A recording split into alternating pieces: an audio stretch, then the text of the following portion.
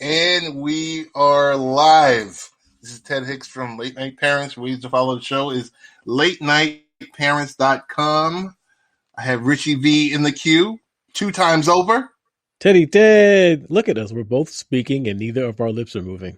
I know. It's great. It's great. Bringing What's up, going on?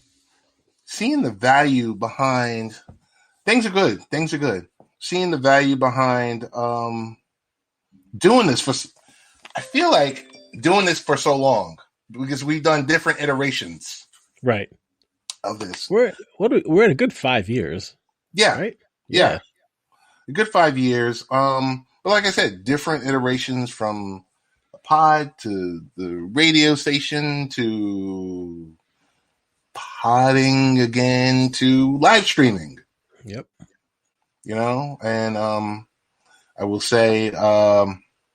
Big shout out to our friends that do play the podcast. 90 The Underground. Thank you. 405 The Media. I should have this stuff handy. Of course, WGBB that host our podcast on their website. And we hope to eventually get back in there. When COVID is over in 2027. Okay, 2027. That sounds about right. I mean, sure, it'd be nice to do an anniversary show in there behind the WGBB microphones.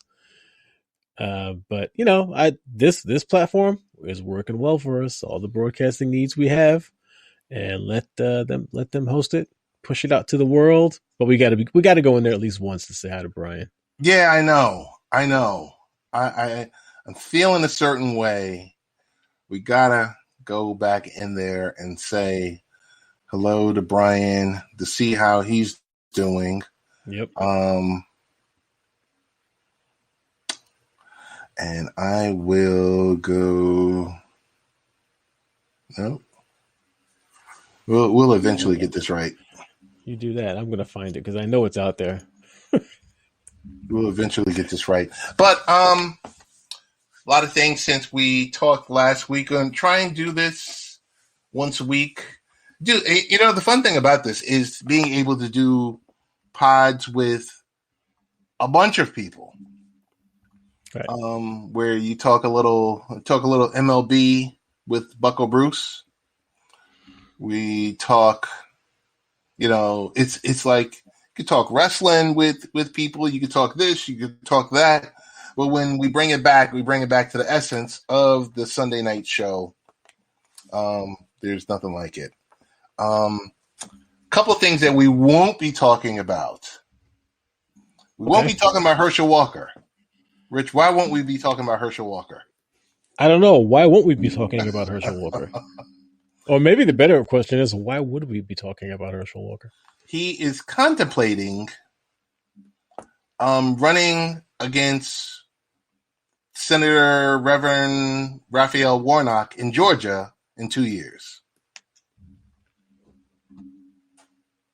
I was waiting for you to see my face. That's what I said. We won't be talking about him. No, we won't be talking. No, I'm not gonna shut him down just like that. I mean, hey, politics is politics. It's not necessarily about. I'm just making an assumption because he's a football star that he has nothing and isn't aware and capable to represent people in his area. But I mean, let the voters have their say. That's all. That's all I say. Right. I don't know, Rich. I just, this stuff has been just so politicized. It's kind of just disgusting to me at this point of, where they're going with this, what they're doing, the amount of people that are used as pawns. Turned off. I mean, actually, since I'm going to actually say since the 2016 election cycle, I have, besides the obvious of saying, all right, let me do whatever I can in my very limited way to change that outcome. and that's done. Otherwise, the whole political spectrum, the whole thing, we kind of need a rewrite or a re-examination. I am not at all saying get rid of democracy, because that's what makes things work. But we need to do some fine tuning, I think. So we just can't have the situations that happened over the last few years happen again. No, I think you're right. I think you're right. It just seems like everything went south 4 or 5 years ago, and Right. Things as they should be really aren't. And and that's not because of Donald Trump winning or anything else like that. It's just like it felt like when those two candidates were going up against each other, they were just in the toilet. The whole situation, the whole thing seemed like a circus. I mean, you remember how during the primaries, how many candidates were up there? Of which, how many actually seemed like they were capable in the first place? Right. I mean, the whole thing just didn't seem right. But again, that's American politics, and we are still a very young country. Yeah, we're still working things out. It was like 2016 where all those Republican candidates were up there. Yes. It was like 2020 was that on steroids, with all those candidates out there running and 24 people declaring. And it just got to a point where you're like, okay, enough. Right. So I don't know if it's a rewrite or a reset, which is basically the same just thing. A focusing. I mean, we can do certain things which, in my tiny little world would make a whole lot of sense and would shut a lot of that stuff down. I mean, I'm not even looking at age. Age does not necessarily need to be a factor. Right. But I don't think anyone who hasn't served in a major elected position for at least a full term should be able to run for president.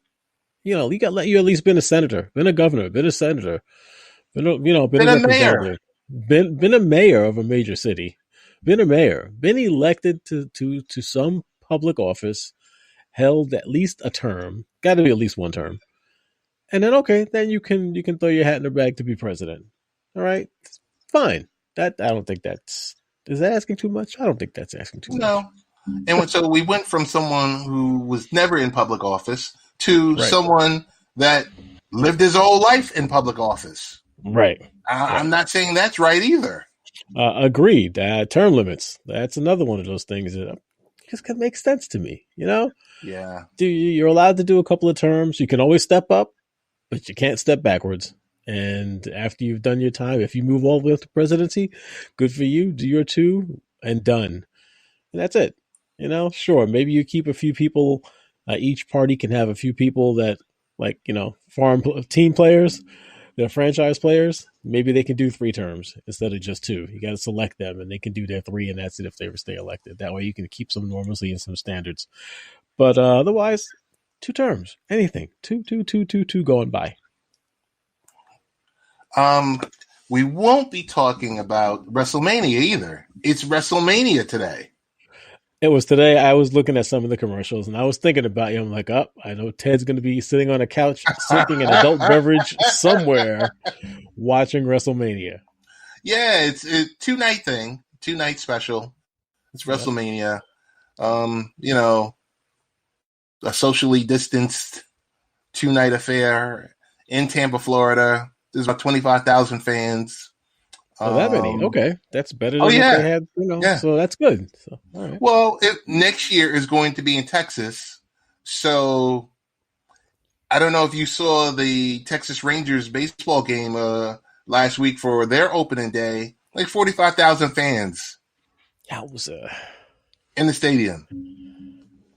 Everyone had a mask on, right? There's no mask mandate out there. I know. They removed all you do whatever you want. Do whatever you want. All right, let's watch the numbers. It's do what you like. is do what you like out there. So it's I don't know. I mean, It's fortunately, we are getting closer and closer to a time where even shenanigans like that won't have as much of a negative impact as it would have, say, 6 months ago, right? Because at least still there are some people who have gotten vaccinated, and we're getting a control on it, and the medical community understands it better and knows how to treat it better. Um, so we can only hope that this what we see from the other side of it seems like a lack of responsibility.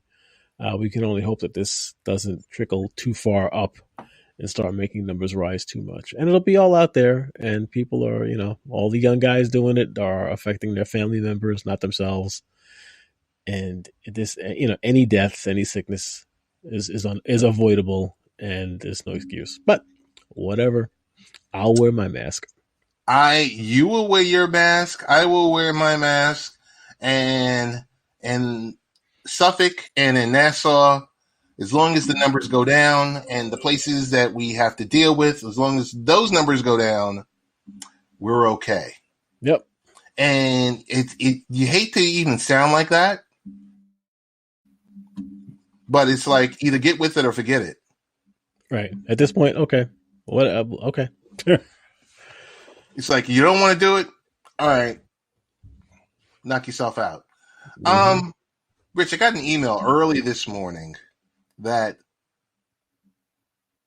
there was a data breach with Clubhouse.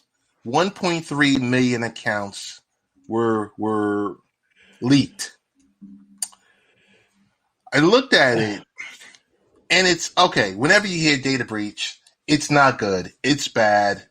It's, some specific database was, hacked or hammered, and the hackers are plundering into it.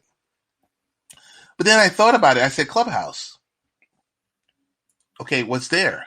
And then I took a second look at it, and I said, okay, 1.3 million scraped user records. What was leaked? The leaked database contained a variety of user-related information from Clubhouse profiles, including user ID, name, photo URL, username, Twitter handle, Instagram handle, number of followers, number of people following the user, account creation date, invited by username profile. Is that a leak? Well, anytime that type of information gets out and it hasn't been legally or by process requested by someone, yeah, that's a leak. Now, granted, it doesn't sound like this leak exposes any true PII, like passwords, addresses. It's got name in there, right? So if you use your real name, which they want you to do, that's been leaked. So it's still more information in one concise package that got out there. So I'll call it a leak, but I'm not going to say that it's as big a security issue as other leaks have been. I saw it. So, and it's funny nowadays because, you have one legitimate agency that reports it. And truthfully, I wanted to name the show Credible Sources.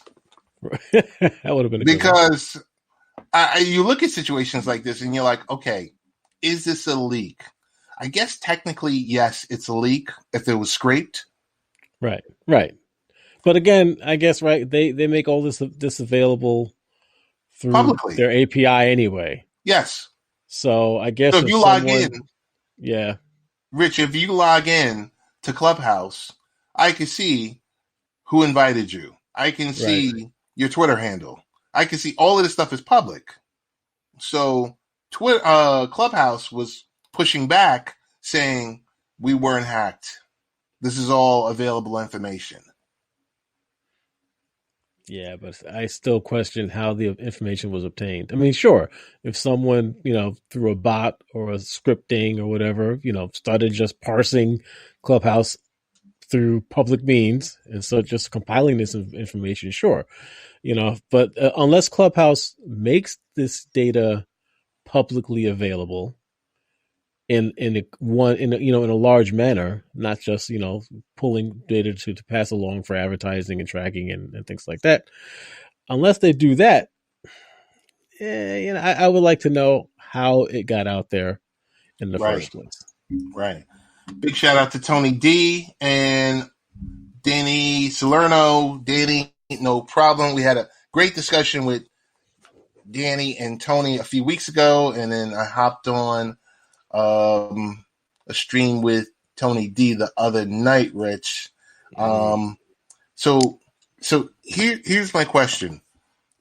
In situations like that, is it, if you're a media agency, does it make sense for you to carry that as a leak or as a scrape or as a, hey, maybe I should reach out to the organization and ask them what their thoughts are on it? I think you reach out. That's the responsible thing to do because, like you say, you look at it, you take a slightly deeper look at it, you see that it doesn't necessarily mean that they were hacked, and that their systems were compromised. It doesn't necessarily look that way. So it's best. The responsible thing would be to say, all right, how'd this stuff get out there? Ask them, see what the response is, see what they have to say first. But it also might mean that they need to look at how they make the information available through their proper API channels. Maybe it shouldn't be as easily accessible. Again, I don't know any of the details on their specific site system, what they're doing, how they're doing it. Right. So that might be more the question. But the flip side of that is when you sign up and you fill all this information in, I'm sure you're signing it away on those terms of service that we can give this information away, or they may say they don't give it away. So that's where, if they say we don't give your data away, we don't sell your data, but yet this data got made available, that's where I think you could see some sort of issue. Rich, what's your thoughts on um, flipping to the next topic, MTA toll hikes? So there were no toll hikes last year in the middle of the pandemic because I guess people weren't driving, but in New York, starting today, the new toll hikes go into effect. It has been, fortunately, so long since I had to worry about the tolls and getting around on a regular basis. Excuse me. I mean, normally we see it about every 2 years, right? I got to think Right, about it. So this is really a toll hike on schedule. I mean, like everywhere else, their budgets have to be hurting because, like you just said, over the last year, especially, no one's been on the roads. The roads were empty except for right. critical needs personnel. So they've got to get money somehow. So I mean, does anyone like a toll hike? No. If you're what are the rates going now? Let's see. If you're an Easy Pass user, it's going from 612 to 655, so it's 43 cents. And if you're one of the ones who do it by mail and doesn't have an Easy Pass, it's going from 950 to 1017, so like 67 cent up increase. I mean, sure, all that adds up, no question about it. Um, but this is kind of one of those things that it's coming, it's going to be there. And the MTA, I'm going to assume, can't afford to say, all right, we know that no one was driving last year, so we'll postpone this for another year. That doesn't make sense either. And Lord knows that they need the money to pay for maintenance because maintenance never stops. So I'm guessing right behind this, we're going to run into something because if it's bridges and tunnels and on toll increase, I'm guessing mass transit is right around the corner. Yeah, it will be. LIRR. Didn't they postpone one last year I think at they the did. beginning of this? Well, So we there was no there's one no to actually writing. give it to. Right. So, Rich, Danny Salerno, one of our friends of the room and fellow New Yorker, has a question that he wants to pose to you. I see. Do I ever see the state of New York possibly implementing a consumer privacy protection law as in the state of California? Yes. Actually, I would go farther, and I think that this is something that who's this going to fall under? FCC would look at the federal level, because we have to look at information protection and privacy. This is not just a state by state mandate. This is not rather a state by state concern. This is something that everyone online needs to be concerned about. Data protection, accessing your data, who has access to it, how people are managing it, how they're securing their sites, securing their data, being the vendors. So these are all things, this goes beyond GDPR and things like that. California always tends to be at the edge of social issues like this, because that's really what this boils down to. So yeah, I think New York would do it, but I think it actually should be something even handled at the federal level.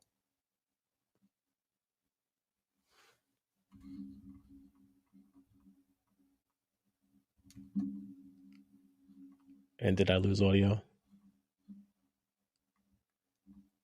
No, I think I lost audio. Oh, there we go. Okay. I think I lost audio. From there, I wanted to go into America's companies are struggling to hire workers back.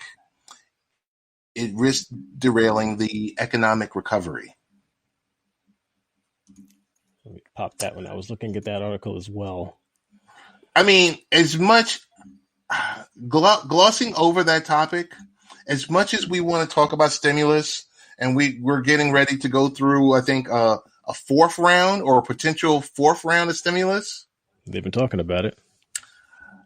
We've got to get to the point of the actual recovery, because stimulus is nice, but I think stimulus would have worked if, number one, if it was done consecutively from the point that we were that we first ran into the pandemic. So if it had started in March right. When we first, you mean when we first started? Go ahead. Yep. Of March. I think it's my end. It's like pixelating right now. Of March 2020, that if it had started then, I'm wondering if from that point, if it was done monthly or if it was done bi-monthly, then you can definitely say, okay, it's making a point. But spreading it out over, let's just say something like doing it in the month of April and then doing it again in the month of September or August, and then turning around the following year, I don't think it's making enough, it's not making the dent that it was supposed to, or it's not making the impact that it was supposed to make. Well, and yeah, I see what you're saying, Tony. Spreading out over a year, gave him credit, and that's true that we got something out there. But I think the problem with it was that if they had said a year ago, okay, every 3 months we're going to give you this check, and it's granted the amount that's been given out, I don't know anyone who even maybe the 3 checks combined would have covered more than 2 months rent or mortgage or whatever the case. So right. It depending on situations, but it's something, and it still made a difference, and it helps. I think it really needed to be more, or what conversations I had with other people, and understanding and saying totally that it's not a realistic plan. But if you go back again to say last April, when everything really was hitting the fan, everything was getting shut down. Mm-hmm. What really needed to happen was like a 3-month pause, a 3-month lockout of everything. A full lockdown, an actual lockdown. Yes. In other words, and I mean a fiscal lockdown. I'm not saying sure, we were locked down in our apartments, houses, homes, but I mean a fiscal lockdown. I mean, Rich, time out for 1 second. Go ahead. Were we actually locked down? Was there anything you couldn't do that you wanted to do? Other than the going out to eat and the social aspect? No. Right. But there were so many people who didn't have employment, and so many people who, because they weren't working, because we are some of the fortunate ones where, like you just said, there was nothing besides social aspects that we couldn't do. We were able to work 40 hours a week. We were able to collect our checks. We were able to do everything that was necessary. And in some cases, we worked more, right? I think But so. there's also a lot of people who, their businesses, their jobs were, impacted. There should have been, say, almost like a 3-month moratorium. Everything gets locked down. Every account is locked in at whatever it was on April 1st. And everything is, no billing, no back pay, nothing's overdue. Again, almost like a reset, or just locking out time for 90 days stops, just to give everyone a chance to get through it. Because, granted, we got out of this within a year. We're getting out of it in about a year. But back then we had no idea. And I mean, I know folks who were severely impacted. I'm sure you do as well. Oh yeah. And, the money helps, no question about it. But still, it just it kept people in their homes. And of course, the good things happened, locking down evictions. That's huge. All the money, the money made available to small businesses, for payroll protection. Those were all great things, and all of that helped for sure, because there were been a lot of more people and a lot more businesses that would have failed if it weren't for those things. So hats off to the government for making our money work back for us in that way. But yeah, moratoriums on. You were right. Moratoriums on rent and mortgage was key. I do want to welcome True Armor. He's in the chat section here. What's up, True? What's going on, True? What's going on, Danny? Big Tony D. Tony did say, yes, they were trying. Agreed. But how do you really impact recovery? How do you start looking at recovery? Because stimulus isn't the way. Stimulus is, right. I mean, we're at what, $27 trillion deficit, right? Maybe right. More. After all these checks from Uncle Joe, we're going to be at 30 trillion. A real recovery for the country. I still think it goes back to the stuff that we've talked about time and time again, where we got to get people trained up. You agree or you disagree? But it's too late in some cases. You think it's too late? Oh, no, I agree.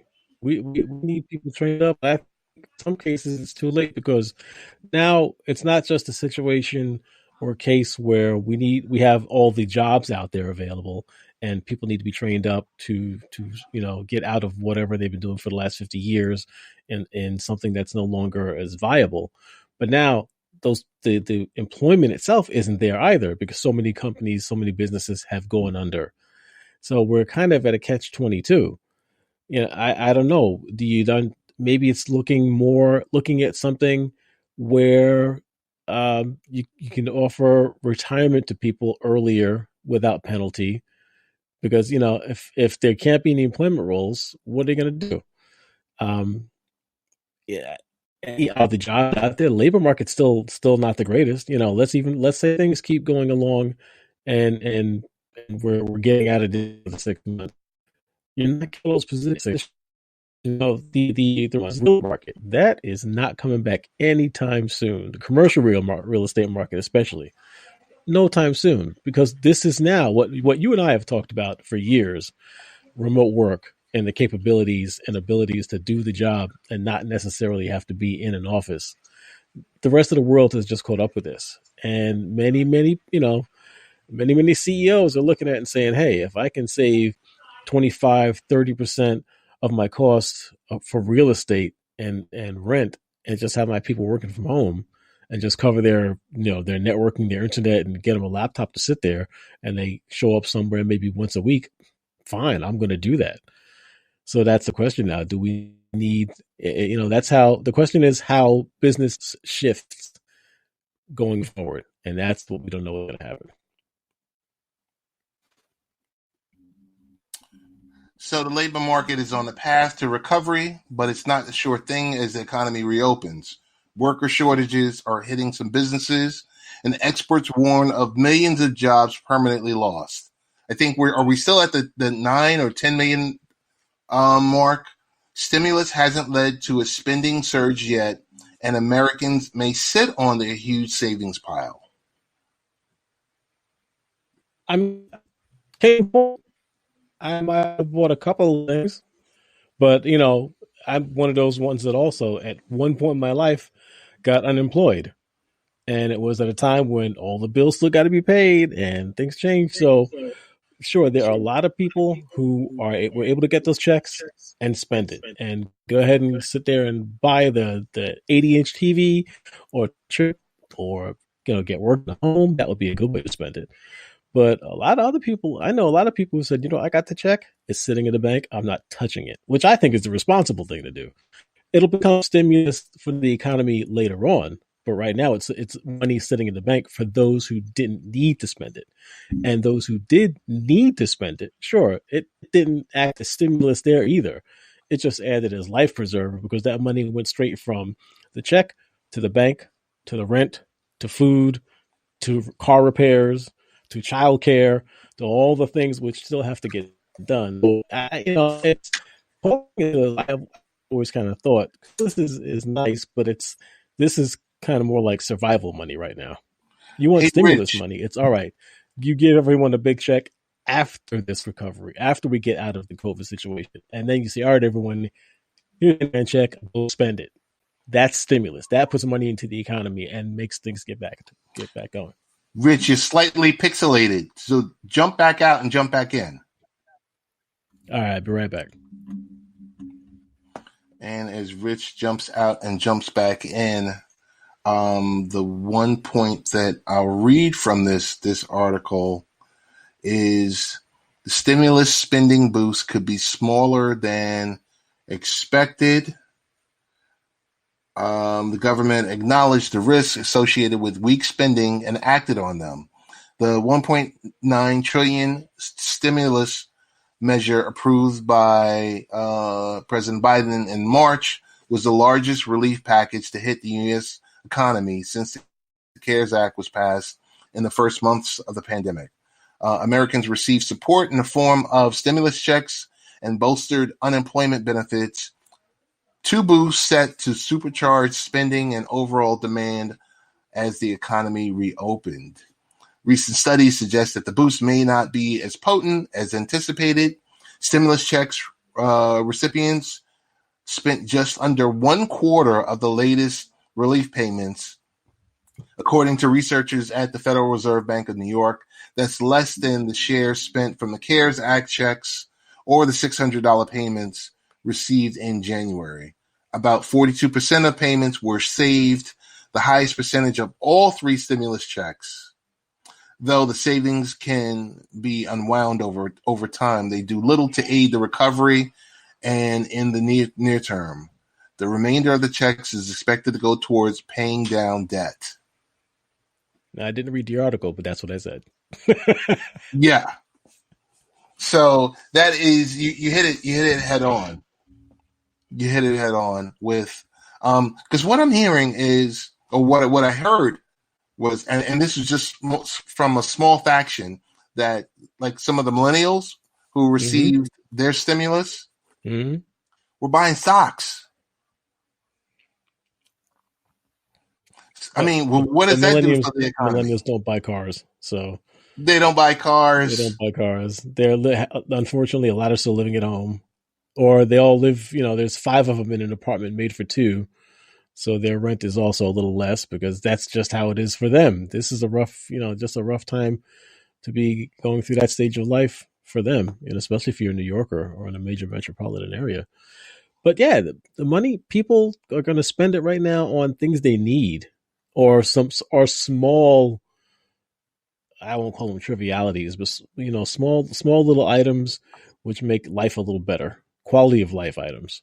But anyone to go out and say, all right, I'm going to take that check and use it as a down payment for a car, not the time to do that. Not right. Yet. We're not out of the. I don't think anyone feels we're comfortably out of the woods yet. Real close, but not there yet. All right. Well, I will tell you this. that. Hold on one second. I just got a text message. I get text messages all the time. But like we're talking, what am I going to be spending a little of my money on? New networking equipment. Deciding what I'm going to go with. Like I said, I was talking about this before. Am I going to go with doing my research on the mesh systems, or I'll just stay with the traditional router and get a couple of range expanders and go that route? We'll see. But I think my router is better. I'm telling you, based on your provider, Rich, the absolute best. Contact your provider, which has the modem/router built together. I can't stand those. And a range extender. That is it. I don't want them that well. I don't want them having my router. I do too much. You know, right. I got my own DNSs and things like that. No, just give me my connection to the outside world. Gotcha. Or, like you said, you know, what I was trying to pitch to you before was buy your own modem. Buy your own modem, buy your own router. Save the $7 charge, the monthly monthly charge on it. Yep. Because we're you know, you're leasing that and still continue to do what you're going to do. But one thing I will mention is, and we didn't, we kind of discussed this in pre-pro. The next subject is, the one thing, the one thing I want to do is I want to get one of those grills. I forgot what it's called. Oh my goodness. It's kind of get you like grills. Say it again. The pellet grills. I think so. It's the flat top. Oh yeah, they have one of those as well. Yes, I know what you're talking about. I had done a little bit of. I think last time you mentioned it, maybe a couple of months ago. Yeah, I haven't pulled the trigger on it. I want one of those, and I was talking with a friend today, and I said, you know what? What I usually do in my household is once I nail down what I want for Father's Day, print out a picture, leave it on the refrigerator.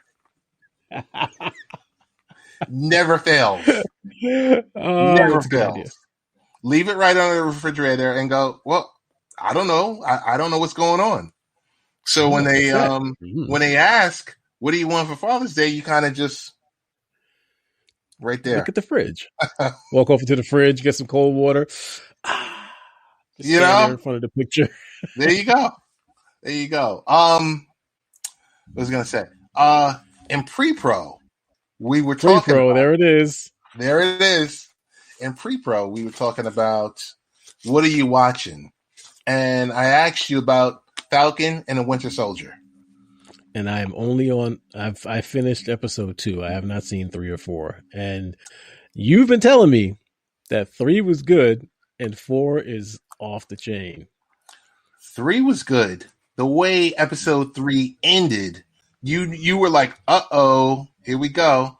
Episode 4 was a mini Marvel movie. Okay. Wow. Okay. It's a mini Marvel movie. How many episodes is this supposed to be? 6 total. Okay. And supposedly episode 5, which is coming out this Friday, 3:00 in the morning. Supposedly runtime is 61 minutes. Wow. So it's going to, I guess the last 2 episodes are going to be action-packed. Not only that, but they're extending the runtime a little bit. Because this one was like maybe 51 minutes. Okay. So you get an extra 10 minutes. Factor in for them to run the credits is going to be about, 5 or 6 minutes. But so I have something to watch tonight after the show. 2 episodes. Yes, definitely. You gotta, John Walker is as advertised. Okay. He is. Because, second episode, you're not sure about him. He seems a little sketchy. And, of course, that's all I've seen, so no further comment. And you just see the overall evolution of John Walker. Right. Okay. All right. Good. Let's see what happens. And you didn't say for good or bad. You just said the evolution. So The let's see what happens. evolution. I'll leave it there. Yes. I don't want to spoil Yes. it for Nope. you. Yep. Now, if I was spoiling it for everyone else, that'd be something else. But that and Fear the Walking Dead is back. That's another one of my. I like Fear the Walking Dead even more than The Walking Dead. Walking Dead. So, well, no, there's no spoilers here. So, like I said, I'm maybe 6 or 7 episodes behind on Walking Dead Okay. because I know I got you into that. Got you to You start got me watching it. into that. Yes, and then I stopped because the Whispers. I was at when the Whispers were introduced, and I know they're part of the comic and a major storyline. But I was getting to the point where, okay, enough already. Let's just get this over with. I was tired of things with the Whisperers. That storyline is dead. I know we're into the next. We got the flowers, and that's where I'm at. I'm like maybe 2 episodes after we met the young lady who was really one of the flowers, and going in from there. So I think that's about 7 episodes behind. Okay. So Fear the Walking Dead, it's had a couple of lives. But I like this iteration of Fear the Walking Dead. Like when the show first started, like the first couple of seasons was great. Mm-hmm. Then they started killing off major characters, which, shows tend to do that more and more nowadays. And I don't know if they're doing that for economic reasons or, story arcs come to a close, but it's a lot quicker. So once they got through killing off major characters, there was so the show has been rebooted twice. Right. So now we have Morgan from The Walking Dead has transitioned over to Fear the Walking Dead. Mm-hmm. And the show is pretty good. As I said to you before, this season is anthology style. So, and I don't know if it was originally planned for that, but it's great because each episode only had a few characters and it focused on one specific character. But if you noticed, with The Walking Dead, the bonus episodes that were made available, they did it for COVID reasons. Right. So one was done for that specific reason, but the way Fear the Walking Dead is telling the story, everyone gets their own episode. Okay. All right. And it's from the episodes from their perspective, or it's from their perspective on them. Okay. All right. It's from their perspective. So it's overlapping time. So you got the same timeline basically, but multiple iterations. Yes. Got it. It's the same story, but it's told 5-6 different ways. Okay.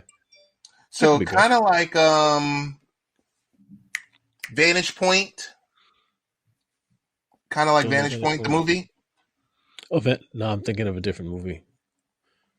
Think of an old Vanishing Point movie from the 70s. Oh no, Vantage, VANTAGE. Oh, Vantage Point. Yeah, okay. Vantage Point. Kind of something like that. Like I said, I like it. I like it a lot, and there's been a lot of twists and turns this season. Good. I mean, that's not like you said. They've rebooted that show about 3 times now. Yes, and but it always does seem that when it's done, it makes the show better. Yes, so that is can't true. complain about it. And maybe that's a good way to look at it. Let's rebuild the show, remake the show every 3 or 4 seasons, keep it fresh. It does look like there's still some characters who have been there from the beginning, even though there's very few, but they're still there. You got your core, and keep it moving. And I think that's kind of what they needed, and they've done it once majorly, right? With Walking Dead, with the 6-year jump after Rick. But maybe that's what they need to start doing with Walking Dead as well. Or I heard, and I wasn't able to follow up, but that they're on their end game. That they know what season's going to be over, and that'll be it. So I think it's time. Yeah, they're on their end game. Outside of that, I didn't watch any more of Invincible. Yep, neither did I. I didn't watch any more of that, but like I said, really good show. And they're releasing it week by week. So I don't know if this is something new with Amazon. Maybe They're it's a trying to give you a test. I don't longer know. burn. Right, right. Instead of you getting there. Well, that's I can see the Amazon execs, especially the advertising and the number crunchers saying, we kind of lose out on advertising possibilities if we just dump it all at one shot Right. because you want to drag things out a little bit. You want to keep people coming back for more and more over a longer period of time. Instead of what we do, we binge. We go find something else to binge, and it may or may not be on the same platform. You might go from Amazon to Netflix for another show, to Amazon to Hulu to pick another one. So it's kind of I do like it when they release, say it's a 10 episode series. I like give me 3 or 4 up front and then release the rest on a regular basis. I think that's a good compromise. It gets you Okay. in, it gets you hooked. You get to get a good taste of it, a good feel for it up front, and then all right, I got to wait a few weeks to see it in a standard serial format. What else did we have?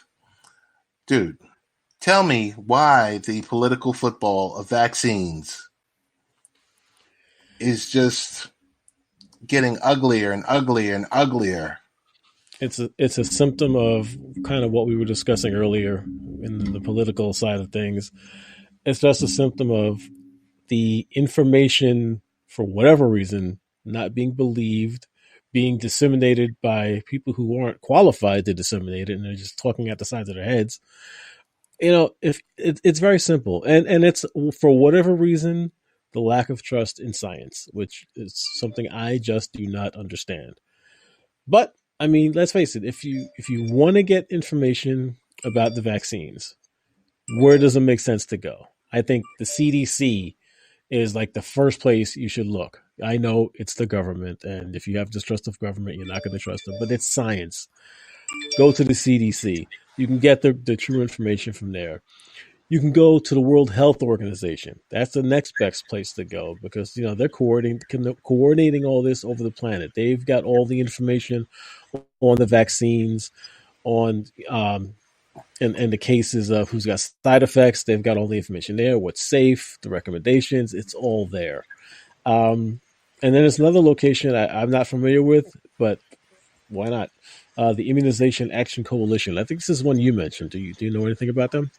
The Immunization Action Coalition. I do not. I just know they've been around for a trusted source for more than 20 years. Right. And then what instead of even going that far out to all these, national, international organizations, go to your doctor. Ask your doctor what they think. And I don't think any doctor is going to say no, don't get it. And if they do, there may be a valid reason. But I go to your doctor. Just go. Don't just talk. Don't just listen to me and Ted. Don't just go down the block. We're not going to steer you wrong, but go to a knowledgeable source that you What about trust. academic institutions? I mean, academic institutions or universities or hospitals. Sure, absolutely. Go. I mean, go to the hospitals. Call the hospital and ask them. Even though they're going to tell you talk to your doctor, and they're going to redirect you to one of the ones we've already mentioned, most likely. But go to anywhere that has information that has been vetted, tested, that is trustworthy. Not just saying, "Oh, because so and so said that you're going to get hairy palms if you get the vaccine." I mean, What about? I'm looking for reputable information about, my kid getting a vaccination.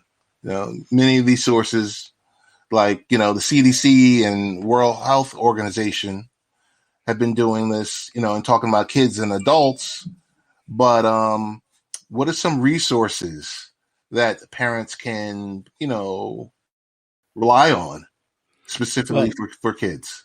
for kids, no, the American Academy of Pediatrics has a site, healthychildren.org.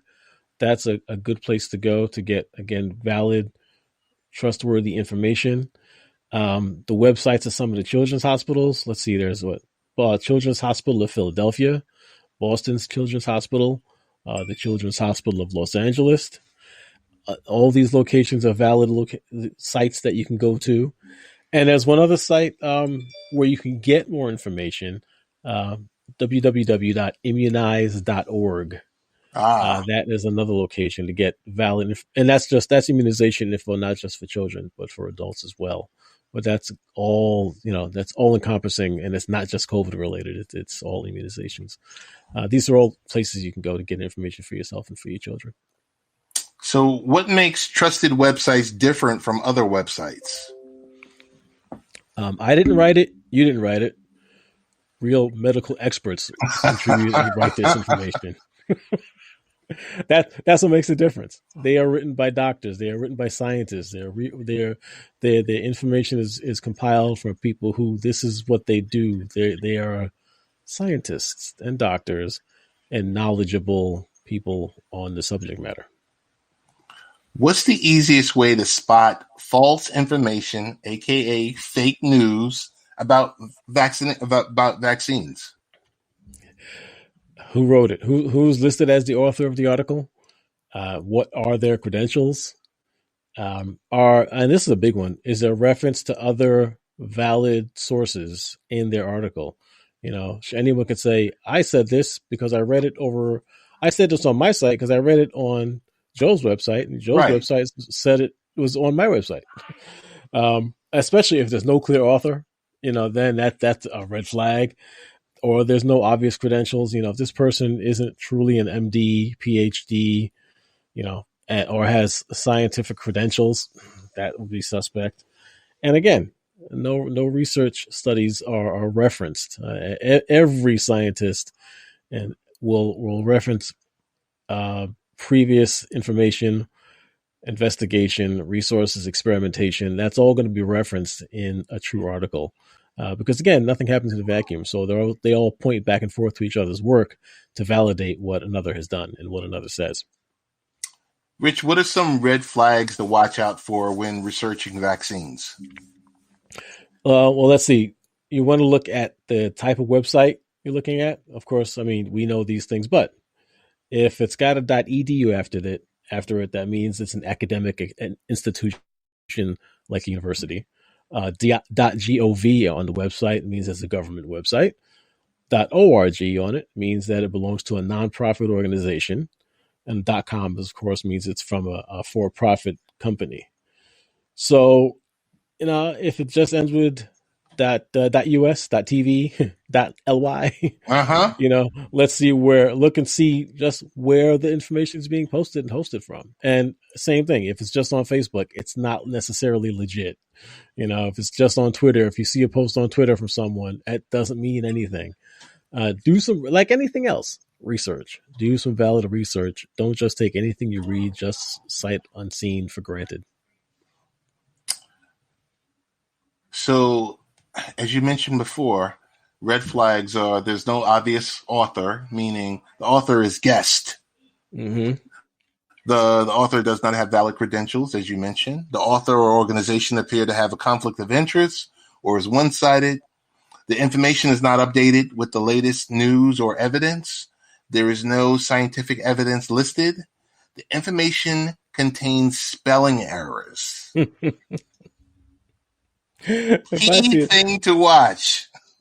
You see spelling a ton of errors. Yes. Maybe that's not the site that you should be referencing when you're talking to your friends on the phone about, hey, this is a valid site that, this site reported blah, blah, blah, blah, blah, blah, blah. Right. For us, that's common sense. And it's funny, but the spelling errors thing is one of the first things that pops up. And this isn't just on researching vaccines. This is any kind of spam phishing email. You see a spelling error, right away it's not legitimate. Right. That's true. I guess what can I do if the information I have doesn't agree with what the trusted organization says? Well, again, look and see what you're reading. Look a little more carefully at what it says, and then figure out. Ask yourself, well, what's different about the information from what my site says versus the trusted site? And does this, again, going back to referencing, Does my site back up their information with credible, verifiable, and that's the key word, verifiable evidence? Because if they just say something and there's no proof behind it, no evidence behind it, no fact checking behind it, then it doesn't necessarily mean anything. So if you got an issue with, if you ask yourself these questions, then you might want to take a look a little bit more at the secondary site and see, well, why is it that they may want to present some sort of biased opinion? How can I talk to my family about vaccines if they are skeptical? Well, everyone I think knows someone who's skeptical for one reason or another. Um, so, like any conversation, both sides always need to hear each other out. So, hear them out, hear what they have to say, and going back to the previous points, well, ask them what evidence. All right, you think this is the case? Show me what evidence do you have that makes you feel that you to be hesitant about it, and then teach them. All right, well, this is how you can compare what websites are valid, what websites may not be valid, what information may be valid, what information may not have been researched and vetted, and then let them compare their sources with whatever sources you may be able to provide. And if they still look at it and they're still unsure after all that, have them say, maybe you should talk to your doctor or a trusted healthcare professional. There will be some people who maybe just don't understand it, and once they see evidence, pointing in another direction, will realize, oh, okay, I get it now. Maybe I don't need to worry about it. And then maybe others who will just say, no, I don't care. Maybe my doctor. And that goes back to what we said before. Go talk to your doctor. I don't think any doctor is going to recommend against, no, don't get the vaccine at this point. Yeah, I think that's the bottom line. Is just there's so much misinformation, not just on the internet, on cable news too. Right. Because depending on the time that you watch your favorite show on cable news, you have to figure out, is it from a journalist or is it basically, I hate to say it, it's an opinion show. Right.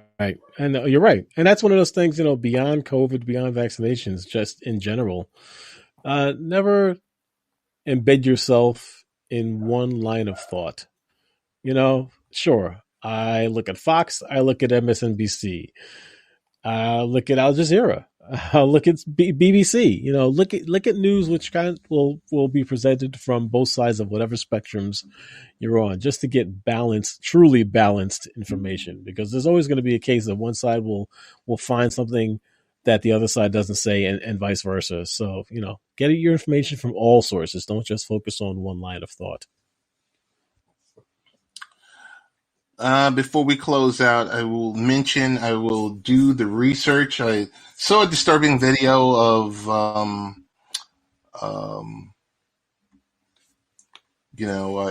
guess this person is currently serving in the military. Mm-hmm. It was a black gentleman, and he was either pulled out of his car and maced and by the police. I don't have all the information on it, but I want to come back. I don't know if you have the information on that. No, I've got no more on that either. I know about it. Yeah. Pretty much what you said. I don't know any more at this point. I want to hear the stories, but on the same token, we've seen too many situations like this. Right. No excuses. Don't care. No excuses. Have you been following the Derek Chauvin trial? I have. Not closely. We have a few. We have a few people that I've watched their broadcast on HAPS TV that have given like daily summaries on it, and it's like a pain in your stomach. Yeah. When it's like, yeah, I know we all have to watch it. I know we all have to be aware and everything else like that. But that recording playing over and over and over and looping. And, now with the defense coming up, to support their side of the case, of, he died due to health reasons, or them showing a video and saying, well, it looks like his knee is actually in his shoulder blade and not on his neck. It's painful. It is. I have not been actively watching or following. It's kind of same as you, getting snippets. Kind of. Because, one, nothing that we do or say is going to make a difference with the outcome, whatever way it goes. Right. And I've already made up my mind as far as the case. And this would be a case of, show me real evidence. Because, no, you can't tell me his knee is on his shoulder blade when, you can see his knee on his neck and his foot's off the ground. So his entire body weight's on his neck. Yeah. So from a legal aspect, sure, it would be interesting to watch. And like any major case, looking at how the defense plays off against the prosecuting attorney, that's just interesting. But I haven't been watching the day-to-days either. I've been getting my snippets here and there as I browse the channels. So yeah, it's you kind of just want to hear the verdict, right? And I don't know if that's the type of society we live in now, where, okay, we know the case, no need to litigate it. We want to hear what the verdict is going to be. Everyone is due their day in court, so we have to be fair about it. Truthful. I think that's going to wrap it. I know we started a little late tonight, but that was my bad. Anything exciting you got planned for this week? Suffolk is basically open, right? Pretty much. I mean, we're getting less and less, more and more percentages, as far as occupancy. Restaurants are open. It seems like there's a little less, outdoor dining. People are able to move in. Right. Town, down in Huntington town, it's picking up, especially the last couple of weeks. It's been good to see people out and enjoying themselves. You can tell everyone just was tired and pent up. They've had enough. Out. Yeah. So it's good to see. And people, they're following the rules as have been given. Masks when they're walking around, and when they sit down to eat, take the masks off. And that's fine. That's the rule. That's the rule. I saw some of the outdoor dining being dismantled in downtown Manhattan. Nice. I saw some of that stuff being dismantled. And we're getting back to normalcy, bit by bit. Hey, so I want to thank Danny, Tony, and True, and everyone else who showed up in the chat. Thanks to Ian Duff for subscribing. And I think that's about it. What's the best ways to get in contact with you, Rich? On the Twitters, Late Night Rich. And I am the real Ted Hicks, and we are out.